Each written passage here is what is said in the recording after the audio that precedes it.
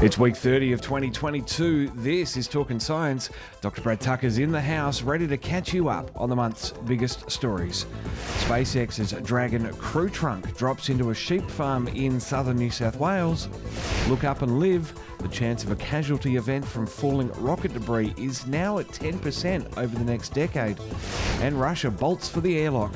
Roscosmos announces they're leaving the International Space Station, ending 2 decades of post-Cold War cooperation with the US. This is Trekzone's Talkin' Science.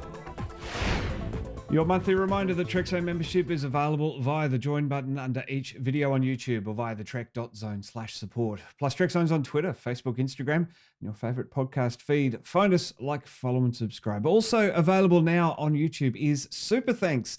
Click that at the bottom of every video on YouTube to send a one-time contribution to the channel, meaning you can support me without a recurring cost. Brad is in the house and on social media at btucker22 on Twitter, Dr. Brad Tucker on Facebook. Brad, welcome. We're going to get there for one of our stories of the week, of the month even. But I just wanted to point out this photo. You have 2 Aussie farmers flanking you in front of the SpaceX crew trunk. They're rugged up and really toasty, jeans on, hat, boots, and there you are wearing shorts and thongs. What the hell is going on, my friend? It's my normal attire. I had my winter thongs on, so it was safe. It actually, look, to be fair, it wasn't that cold. So you're saying those farmers you're saying those farmers were being just wimps? No, I'm just saying that for me that was fine. When I pulled out, they said, "Hey, you're gonna be cold." And I was like, "No, I'll be fine." And then they looked at me when we were leaving. They're like, "Yeah, all right." I love it. All right, enough teasing. Let's get into our look over the last few weeks. Artemis 1 is gearing up for a launch window that opens on the 29th of August, Brad. This has been exciting. We've been talking about this, getting ready for it to go. They've had these wet rehearsals. They have had delays, but now it appears everything is good to go. And as you said, they scheduled finally that 29 August launch. There's a few launch windows after that as well. But yeah, it's kind of exciting to think about. We may finally see it take off. Absolutely. And the concept design phase begins in earnest for NASA's Martian sample return mission as the space agency announces their system requirements, Brad. Yeah, this is quite cool. We've been waiting for, the idea of what a Mars return mission would look like. And now we have it. They had the idea that they're going to use drones on the surface, given excessive ingenuity, something we've chatted about, to use and gather the samples from the surface, take it back to the rocket, and then bring it back to the Earth. The idea getting it back here in 2033. So it's a cool concept. They're moving forward. And it just goes to show, how transformative this Ingenuity drone has been for Martian exploration. It absolutely has. Let's get to southern New South Wales now, the Snowy Mountains, an awesome part of the country. We did tease you a little bit there, Brad. You were there to confirm some space debris. How did it land on your desk to investigate? So it was one of these things where when eventually they found it, they were trying to get answers, right? They were trying to get people to figuring out what it was. They contacted formal groups like the Space Agency. No one replied. They contacted a number of groups. No one was kind of replying. And then in the Snowies, the ABC Southeast radio station bureau covers that area, and I do a regular space chat with them. And so they got onto that saying, hey, could they ask me if what I thought it was? And so the radio station said, hey, we got someone who thinks they have space junk. Can you take a look at it? And I'm like, all right. And then I got some of the photos. I'm like, whoa, all right, this is sizable. And then so I drove out the next day, because luckily it's actually not too far from me in Canberra. It was a relatively short being 3-hour drive. I love it. There's Mick Miner standing next to the obelisk, as I'm calling it. I'm going to have a quick question about that with our sci-fi background for you in a second. But there was a loud bang, presumably the sonic boom of re-entry heard across the Snowies and as far away as Albury, Wagga Wagga and Canberra back on July 9. That's likely when these pieces came back to Earth, isn't it? Yeah, and this is kind of why we got so excited, is we did have the SpaceX One crew trunk re-entering on that Saturday over the area. A lot of people, as you said, heard and saw it, so we knew it re-entered, we knew it broke apart. And then when they said their location, look, Dalgety isn't a very big town. I had to verify exactly where it was on the map just to make sure. Looking at the orbit and trajectory of the crew capsule trunk, I was like, oh, that's like spot on, right where you expect. So that was exciting to have as well. Well, Mick Miners is the lucky man with that black obelisk sticking out of the ground. Did you get any 2001 vibes when you drove up to it, Brad? Kinda, like, to be honest, kinda. Because firstly, from his gate to the site, it's a big trek, it's a big drive. You had to hop in his ute, and then you finally see it on the hill. And at first it looks like a burnt tree from a distance, and so you can kind of see why this thing landed on the 9th, and he didn't discover it until the 25th. Right? It was just kind of sitting there, not extremely obvious. And then you get closer up, and it's like, that is weird. And yeah, it felt very obelisk style, peering at you, that some weird portal was going to open up type thing if I got it close. But it didn't. I'm here. And there's some early humans standing around in awe and admiring it. What I find really interesting, and that's how it was left. It actually went into the ground, didn't it? It hasn't been stood up for photos. No, that is it. He found it in the ground, and I think that's the thing is, had it been laying down more, he may have missed it for even longer. But yeah, it was found like that. There was no changing of it, and that's how it stays for the moment.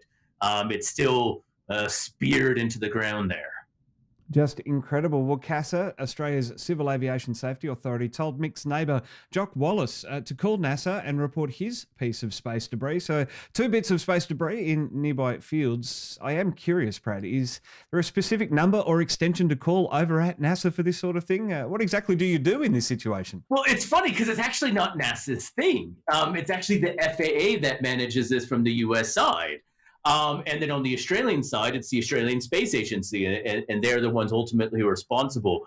And after going down, as I left, I called the Space Agency, said, hey, look, this is what's going on. And then they visited Mick and Jock the next day to sort that formal process out. But yeah, it's kind of this thing. It is a rare event, so people don't necessarily know what to do or who to call, or there's not this, hey, I found space junk in my sheep paddock form that you fill out and it's solved. There are very few normal processes involved with this. I think what is brilliant though, for it to land in Australia, it could only land in one place, and that's in a bloody sheep paddock. I think that is brilliant. I know. It's perfect. Yeah. It couldn't be more stereotypical if you lined it up. But look, it's a cool thing. It's amazing that it worked. It's amazing that also no one got hurt. And it was cool to be part of it. Again, it was such a rare event. And I think just knowing that it's gone into the ground, speared into the ground, it just really shows, A, how fast it was going, and B, what could have actually happened if Australia isn't 90% sheep paddock. Yeah. No, that's right. I mean, had this happened further to the west over Jindabyne when lots of people were skiing or something like that, lots of different options, that would not be good. Yeah, I think the short of it is. Exactly right. And this is possibly the largest piece of documented debris in Australia since Skylab. An important qualifier there in documented, but we'll see Skylab crash tests in our next story. I've picked up a couple of photos, but just incredible that being as vast as we are, thankfully we're not that heavily populated. These things happen. So more of this potentially could be happening. As he said, documented and key because there are a lot of things that you have to go to know that it is space junk, where it's from, what it belonged to. And so it is rare. There's only a handful of documented cases because of the nature of how complex it is. It's one thing to find something weird, then also know where it came from, when it came down. And so we were just kind of lucky in the circumstances that prevailed that we were able to say, pretty definitively that it's there. There is a overall other key to this, and that is there are part numbers on it. So it's something that SpaceX can validate and say, yeah, those are our part numbers. And goes into space law then, if there's any damage to the property. The damages, liability, and ownership, and so quite literally, there is this international incident between the Australian Space Agency and FAA going on right now about what's happening, who does it, what to from here, all these sorts of things. So it's a very interesting scenario that Mick and Chalk find themselves in. Yeah, and who's going to pay to get that thing out of the ground and off the property? Now, I briefly covered this story during the month, but it's worth another visit, our next story of the month, especially with the crew trunk there. The risk of falling space debris or rocket debris causing a casualty event is at 10% over the next decade. If we don't do anything to fix it, Brad, doesn't sound like too much, but it's not zero. It is. That's right. And just this weekend, right? We've seen this incident in the Snowies. We saw the Chinese rocket booster come down uncontrolled, as you're seeing vision of it now. And so there are a lot of different points to show that, it's not, a 10% chance of someone being killed is low. That's good. But it is high in the grand scheme of things that can, harm and do you.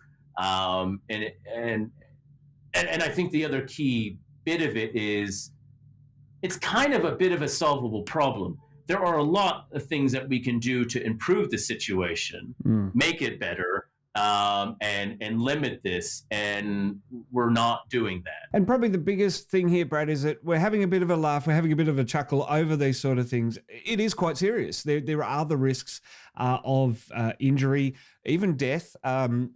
I've said it again, I've said it a couple of times, but also still looking at that obelisk that speared into the ground.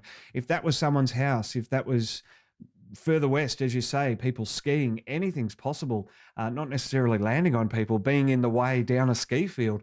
For these rocket debris, and we'll talk about the research that has gone into this in a second, but Jakarta, Dhaka, Mexico City, Bogota, and Lagos are at least 3 times as likely as Washington, D.C., New York, Beijing, and Moscow to have a rocket body re-enter over them on the basis of the current rocket body population in orbit, which is part of this paper. The paper, of course, is The Unnecessary Risks Created by Uncontrolled Rocket Entries, a study led by Dr. Michael Byers at the University of British Columbia. Certainly very interesting study, and one that's used the past 3 decades of information. And it's also going to help residents figure out where they need to put their umbrella up during what launches, Brad. Yeah, and as you said, it's very important to think about. There's a lot of data into it. And as you said, not all places are equal in terms of the risk. And that's an important thing to think about, that it isn't evenly distributed, that there are places of higher risk and lower risk. And, Southern Hemisphere, mid-latitudes, like also Australia, have a slightly higher risk as well. And, we are sending a vast amount of things up, as we've talked about many a times, and it's an exciting thing in some ways. But at the other side, there is this very real consequence of it, and very real problem that needs to be dealt with. What can we do with these expendable vessels? We're not even getting into the space junk in orbit. This is purely just the rockets going up. They're expendable, those first stages, Falcon's reusing. Can we do more of that? That's the thing, is I think there has to be standards that are imposed to do more of this, to make it better and to make it the norm rather than the exception. And I think the argument is, well, we haven't been able to do it in the past, but we kind of are now. Like, we kind of can do this.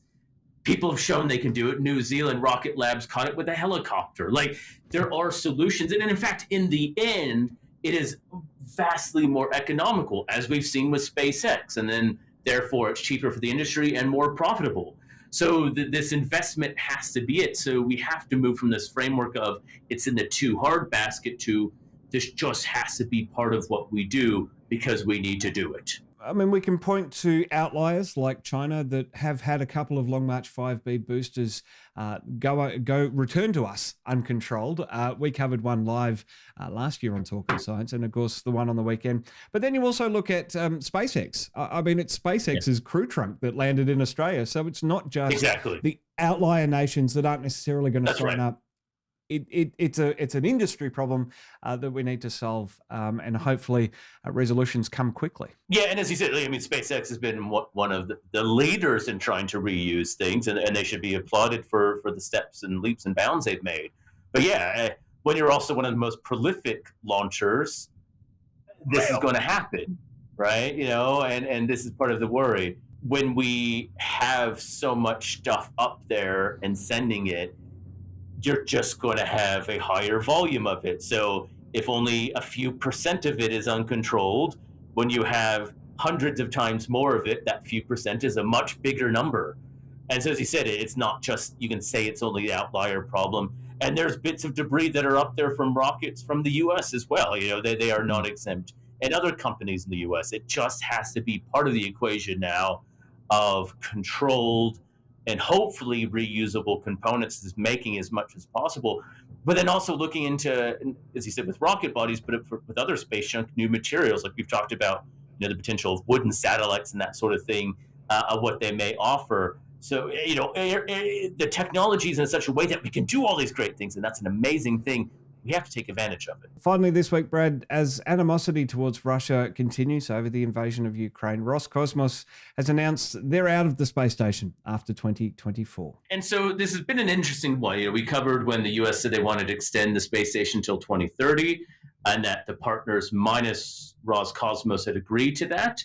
Everyone's kind of been waiting what that answer would be. And then obviously with the new head of Roscosmos that came in a few weeks ago now, whether they indeed would commit or not. So it's not entirely surprising, this answer. But, so many people focus on they're going to leave in 2024. That is not what the statement said. And as people expected, with more clarity, it will be closer, it looks like, to 2028. Very interesting. We have known for a while that this was the likely outcome. Even without the war frosting relationships, Russia had signed up with China to create a new space station in partnership with them. So the writing was on the wall. It's all sort of come to a head now. NASA's been working to offset the loss of the Russian segments and what they provide to the station. We covered last month Cygnus boosting the station's orbit as needed. That's obviously not permanently docked to the station like the Russian segments are, but there's ways around that. Soyuz is the escape craft, and Russian crews make up about half of the population. There's still lots of factors in play here. At least there's just over 2 years to work it all out, potentially even longer, up to 6 years, as you're saying, Brad, to get all this worked out and figure out exactly what NASA's going to do. Are they going to hang around on the station? Well, and this is the interesting thing. They always wanted, they said 2030 to give the private companies time to get their space stations ready. That's what they thought was needed. 2028 is not that far from 2030. And it really depends on those timelines of the other companies as well. And then 2028, as you said, is for Russian space station to be ready. If that's delayed a year, then you're 2029 and you're essentially there anyway. So, it may not be as dramatic of an impact as it is. So I think it's going to still be a lot of wait and see, but it's definitely clear that kind of in an official overtones that the Russians and Americans are, as you said, slowing down that cooperation in space. Surprising, as you said, when they announced they're going to work with China on their moon space station, but kind of furthering that division and clearly now showing that they're going to be really two camps in space, a US-led one and a Russian and China-led one. Well, despite the breakup, the pair of space agencies made a deal this month, in July, for astronauts to continue riding Russian rockets and for cosmonauts to catch lifts to the space station, with SpaceX beginning later this year. The Associated Press has reported all over that, Brad. So the cooperation, the overt and overarching cooperation has kind of come to an end, but all those minuscule things and helping out are probably going to continue on for a while yet. And that means training, cooperation. And so it's still good to see, it's still showing that, these more sensible heads have prevailed. And part of it is due to the replacement of Dmitry Rogozin, who created quite a stir in the past few months due to the Russian invasion of Ukraine. And posturing as the head of the space agency. It got so bad, Putin replaced him. So you're getting out there when Putin replaces you, right? Like, exactly. Let's just say that when that's the benchmark, you've gone too far. And he was adamant. He said before, they're not going to go on SpaceX and, all these sorts of things. And clearly, as soon as the new head comes in, they sorted it out and as you would want. So, and that's obviously very important for missions, having both crews on both of them. That means there's always the steady refreshment of supply on both sides who know and can do these missions jointly. And that has been a success. So it's good to see that ultimate spirit and that cooperation that will still happen in space is still going to be there. It's just changing a bit. Going to be very interesting, and we can almost get back to a bit of a space race, maybe a little bit. Russia, China versus America and the rest of the world, dare I say it? Yeah, look, and then also when you add in the fact that of all the private companies, the space race is evolving a lot in an exciting way, and so it'll be good to see. Well, Brad, it is great to pick apart the past few weeks with you. We're going to do it all again next month. I cannot believe it is August. We're 7 episodes with you into it this year. I do miss you every week, but every month is just as good. We'll see you next month. It'll be exciting another month.